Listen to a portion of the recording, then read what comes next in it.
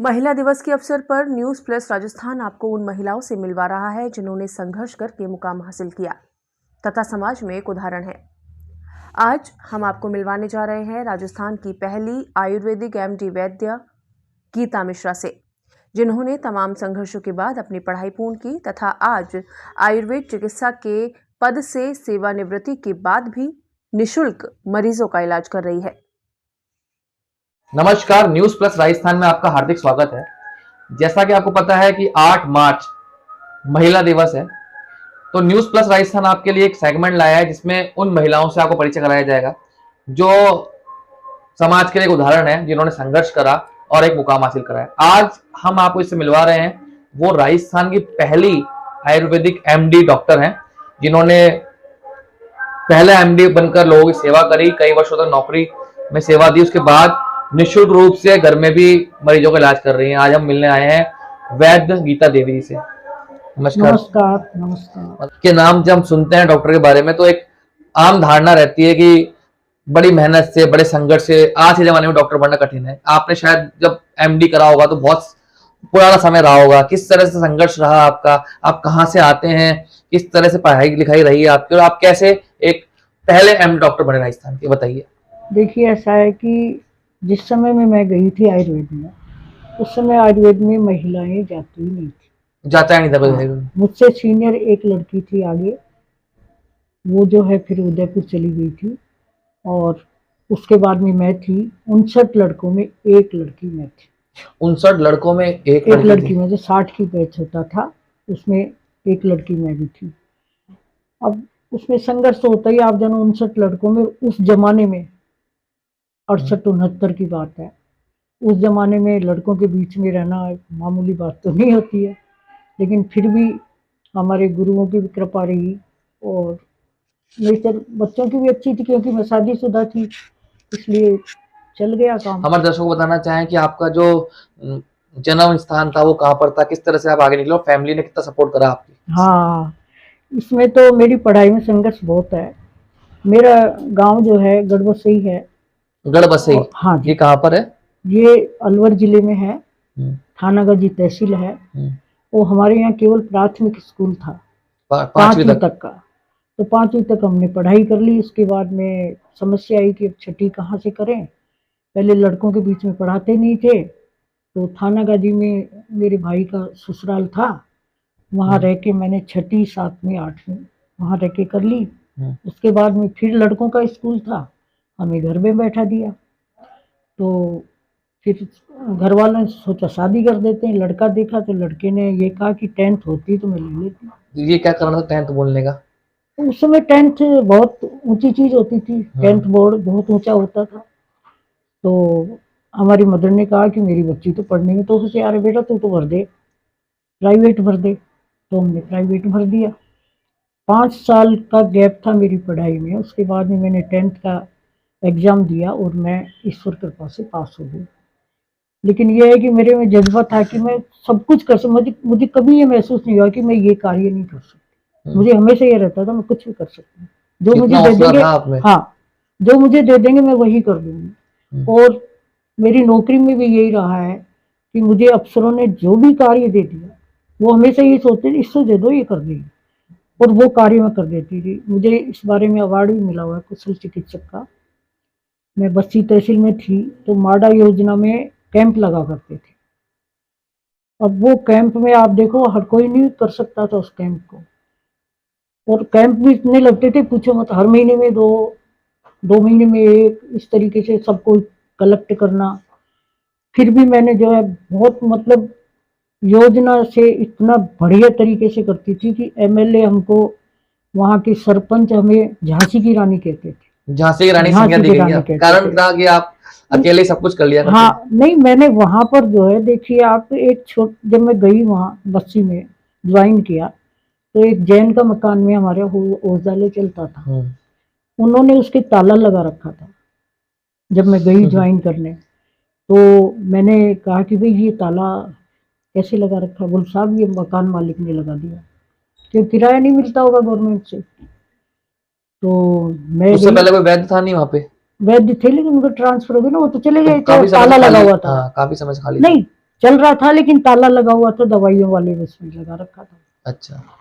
मैं गई, मैंने कहा सर ऐसा है कि मैं आई हूँ और प्लीज आप इसको खोल दो, मैं आपसे वादा करती हूँ कि मैं जल्दी से जल्दी आपके ये खाली करूँगी। और मैंने उसी दिन से जाते ही सारे वहाँ के सेठ लोग बहुत अच्छे थे, वहाँ की जनता बहुत अच्छी थी, बहुत सहयोग करते थे।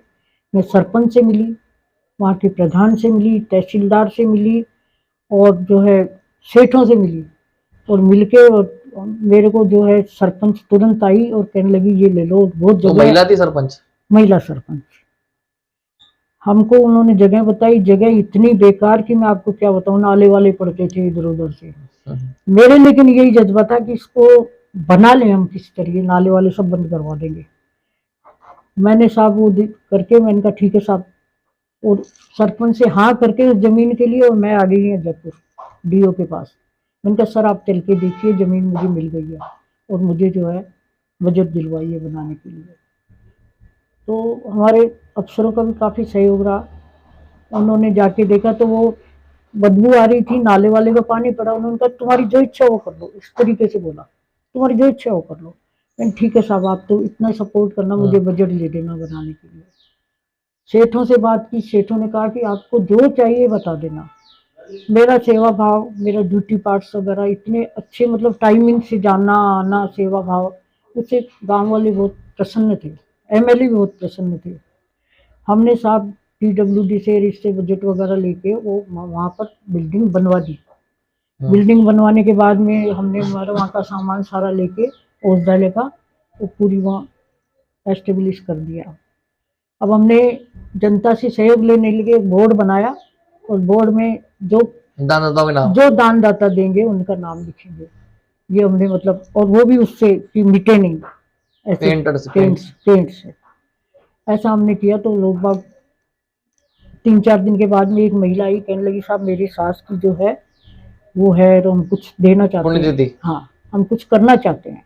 हमने कहा कि हमारे यहाँ कोटा स्टोन की जरूरत है, आप इसमें कोटा स्टोन लगवा दो। उन्होंने कोटा स्टोन लगवा दिया।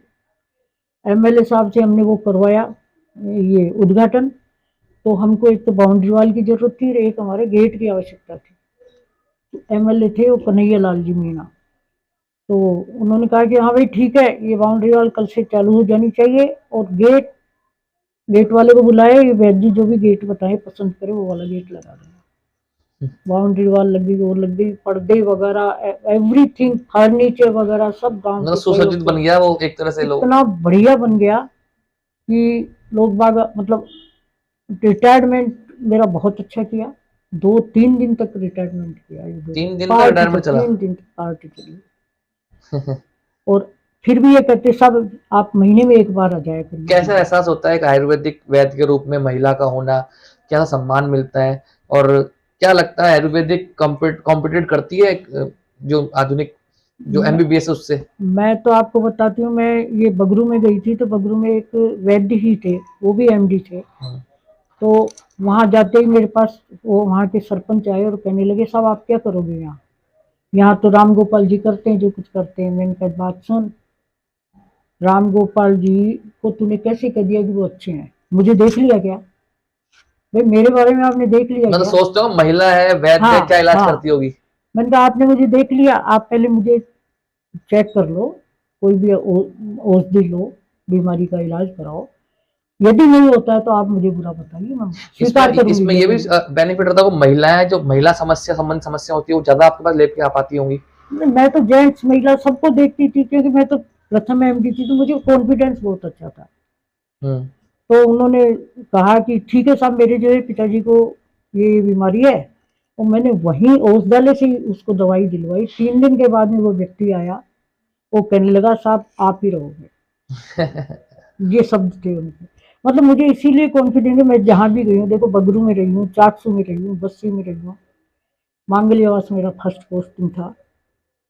मतलब कल्पवृक्ष जहाँ पर जोड़ा है, और कल्पवृक्ष का भी मैं आपको बताऊं कि कल्पवृक्ष के नीचे मैं 6 महीने हो गए थे, मुझे जयपुर आने का था मन में। तो कल्पवृक्ष के नीचे गई तो हमारे मकान मालिक बोली मैडम इनसे कुछ मांग लो, यहाँ जो भी आप मांगोगे ना वो सब मिल जाएगा।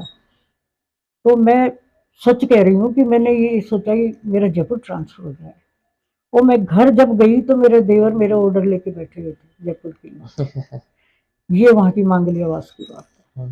तो महिला दिवस पे आप उन महिलाओं को, बालिकाओं को क्या मैसेज देना चाहेंगे और क्या कहना चाहेंगे मैं तो वुमेन यही, एम्पावरमेंट के लिए? देखिए मैं तो यही कहना चाहती हूँ कि यदि आप में जज्बा है तो आप हर कार्य कर सकते हो। कोई भी कार्य ऐसा नहीं है जिसे आप नहीं कर सकते, हर कार्य कर सकते हो आप।